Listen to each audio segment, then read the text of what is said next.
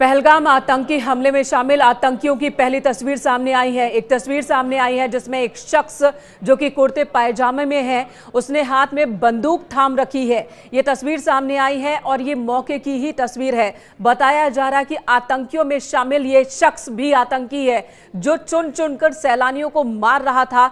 उन्हीं में से एक शख्स है ये आतंकी की पहली तस्वीर इस वक्त हम आपको दिखा रहे हैं। हाथ में बंदूक है, कुर्ता पायजामा इसने पहन रखा है। फिलहाल जांच पड़ताल चल रही है। दिल्ली से लेकर श्रीनगर तक, पहलगाम तक सेना, सरकार सब मुस्तैद है और जो आतंकी कायराना हमला हुआ है उसका बदला लेने की तैयारी चल रही है। दिल्ली में रणनीति बन रही है। उधर श्रीनगर में गृह मंत्री अमित शाह मौजूद है।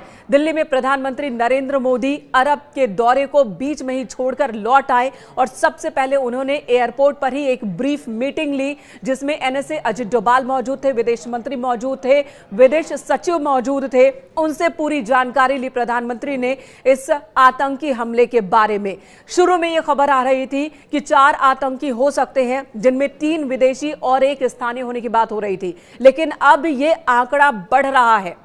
कुछ लोग तो ये भी कह रहे हैं कि आतंकियों की संख्या 3-4 नहीं बल्कि 10 के करीब थी, जिसमें विदेशी भी थे और स्थानीय आतंकी भी थे। सूत्रों के हवाले से जो खबर आ रही है कि आतंकियों की संख्या 4 नहीं बल्कि 6 थी, जिनमें 2 स्थानीय हैं और 4 विदेशी हैं। लेकिन कुछ लोग जो वहां पर मौजूद थे, जो चश्मदीद हैं, स्थानीय लोग हैं, वो बता रहे हैं कि 10 लोग थे जो गोली चला रहे थे। एक ही समय में अलग अलग जगह पर ये गोली चला रहे थे।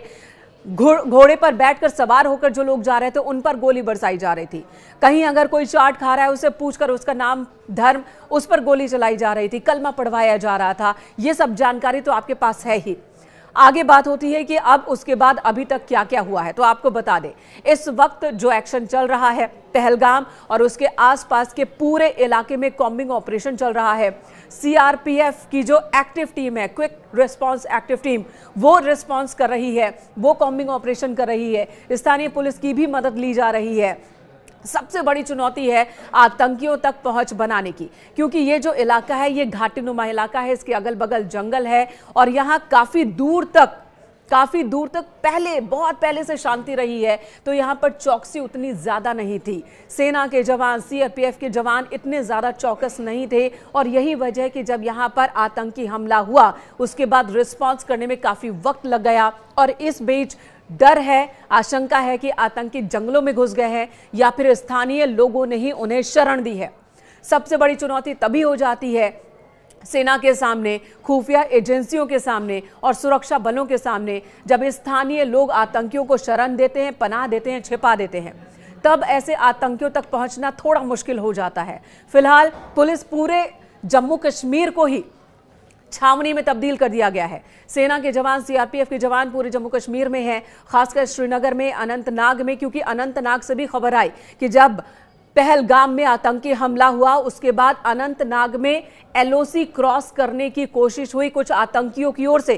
सेना के जवान ने जवाब दिया है, सैनिकों की तरफ से फायरिंग की गई और उस घुसपैठ को रोका गया। और दूसरी तरफ जिस अस्पताल में इस वक्त घायलों को रखा गया है वहां पर भी सिक्योरिटी बढ़ा दी गई है, क्योंकि केंद्रीय गृह मंत्री अमित शाह घायलों से मिलने जाने वाले हैं और ऐसे में वहां पर टारगेट न किया जाए, आतंकियों की ओर से वहां पर निशाना न साधा जाए, इसके मद्देनजर वहां पर भी सिक्योरिटी बढ़ाई गई है। दिल्ली में मीटिंग्स चल रही है और डिमांड की जा रही है। भारत के लोग भी ये मांग कर रहे हैं कि एक बार फिर सर्जिकल स्ट्राइक की जरूरत है। जो जानकारी आ रही है कि हफीज सईद का करीबी है जिसका हाथ हो सकता है, लश्कर ए तैयबा जिसका नया नाम है टीआरएस, उसकी तरफ से इस आतंकी हमले की जिम्मेदारी ली गई है और अब वहां तक सर्जिकल स्ट्राइक की मांग हो रही है। आतंक को जड़ से खत्म कर देने की मांग कर रहे हैं लोग और कह रहे हैं कि आखिर बार बार इस तरह के आतंकी हमले भारत और कश्मीर कब तक बर्दाश्त करता रहे। अभी तक आम श्रद्धालु इस तरह के हमलों से दूर थे। हालांकि 2017 में अमरनाथ की यात्रा पर गए श्रद्धालुओं को भी निशाना बनाया गया था, उस वक्त उनकी बस पर अटैक किया गया था, लेकिन जो ड्राइवर थे उस वक्त उन्होंने चुस्ती फुर्ती दिखाई थी और बहुत सारे लोगों को बचा लिया था। लेकिन अब एक बार फिर श्रद्धालुओं को क्या अटैक किया जा रहा है, डराया जा रहा है सैलानियों को टारगेट कर? क्योंकि अमरनाथ यात्रा की शुरुआत होने वाली है। अमरनाथ यात्रा कुछ ही दिनों बाद शुरू होने वाली है और उससे पहले इतना बड़ा आतंकी हमला। पहलगाम बहुत ही अहम पॉइंट है। अमरनाथ यात्रा के लिए भी श्रद्धालु इसी रास्ते का इस्तेमाल करते हैं। ये रास्ता थोड़ा लंबा जरूर है लेकिन आसान रास्ता है। खड़ी चढ़ाई नहीं है, खूबसूरत वादियां हैं, शांति है, जिसकी वजह से बड़ी संख्या में सैलानी हर साल यहां आते हैं। अमरनाथ यात्रा पर जाने वाले श्रद्धालु भी इसी रूट का इस्तेमाल करते हैं। तो यात्रा से पहले इतना बड़ा अटैक आखिर क्या संदेश देने की कोशिश थी और आतंकियों के मंसूबों को कैसे नाकाम किया जाएगा, इस पर रणनीति दिल्ली से लेकर श्रीनगर तक में बन रही है।